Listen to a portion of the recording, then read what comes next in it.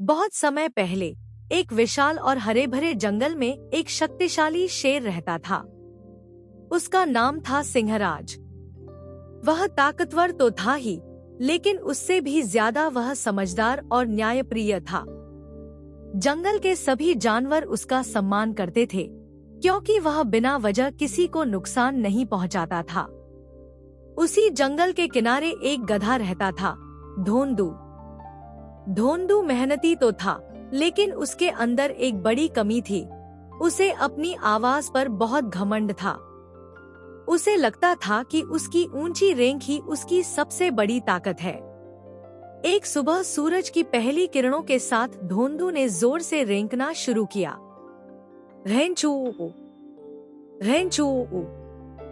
पूरे जंगल में उसकी आवाज गूंज उठी। पेड़ों पर बैठे बंदर चौंक गए, हिरण भाग खड़े हुए और पक्षी उड़ गए।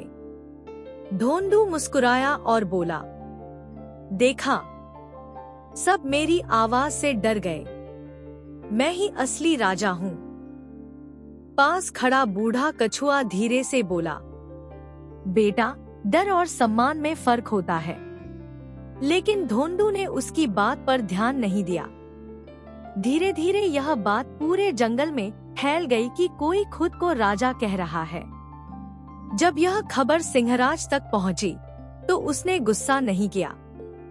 वह मुस्कुराया और बोला, सच्चाई अपने आप सामने आ जाएगी। फिर भी उसने खुद जाकर देखने का फैसला किया। जब सिंहराज धोंदू के सामने पहुंचा, तो चारों ओर सन्नाटा छा गया। सिंहराज ने शांत स्वर में पूछा, सुना है तुम खुद को जंगल का राजा कहते हो? धोंदू का दिल जोर से धड़कने लगा, लेकिन घमंड ने उसे पीछे नहीं हटने दिया। वह बोला, हाँ, मेरी आवाज सबसे ताकतवर है।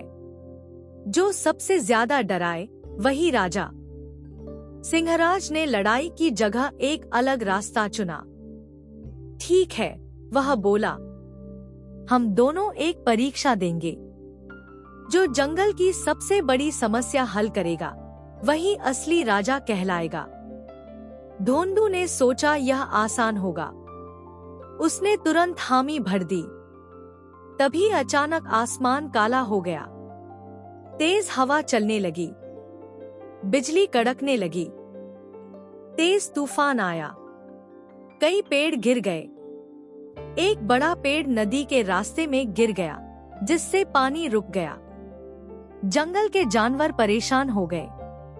अगर नदी का पानी नहीं बहेगा, तो सब प्यासे रह जाएंगे। सिंहराज तुरंत सक्रिय हुआ। उसने हाथियों को बुलाया, तुम अपनी ताकत से पेड़ हटाओ। बंदरों से कहा, तुम ऊपर से देखो कि रास्ता साफ है या नहीं। हिरणों से कहा, तुम सबको सुरक्षित जगह पर ले जाओ। सभी जानवर मिलकर काम करने लगे। अब सबकी नजर धोंदू पर थी। धोंदू पहले तो घबरा गया। उसने सोचा, मैं तो सिर्फ आवाज निकाल सकता हूँ। ये भारी पेड़ कैसे हटाऊं? फिर उसे कछुए की बात याद आई। डर और सम्मान में फर्क होता है। धोंदू ने हिम्मत जुटाई। वह दौड़कर गया और अपनी ताकत से छोटी छोटी टहनियां हटाने लगा। उसने घायल खरगोश को अपनी पीठ पर बैठाकर सुरक्षित जगह तक पहुंचाया। धीरे धीरे उसे समझ आया कि असली ताकत मिलकर काम करने में है। कुछ घंटों की मेहनत के बाद पेड़ हट गया। नदी फिर से बहने लगी। सभी जानवर खुश हो गए। उन्होंने सिंहराज की जय जयकार की।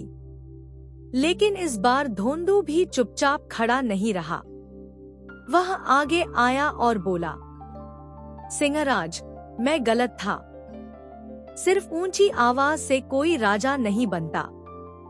असली राजा वह है जो दूसरों की मदद करे और सबको साथ लेकर चले। सिंहराज मुस्कुराया। गलती मान लेना ही सबसे बड़ी बहादुरी है। जंगल में शांति लौट आई और उस दिन के बाद धोंदू ने कभी घमंड नहीं किया। असली ताकत आवाज या डर में नहीं, बल्कि समझदारी, साहस और मिलकर काम करने में होती है। जो अपनी गलती मान ले, वही सच्चा बहादुर होता है।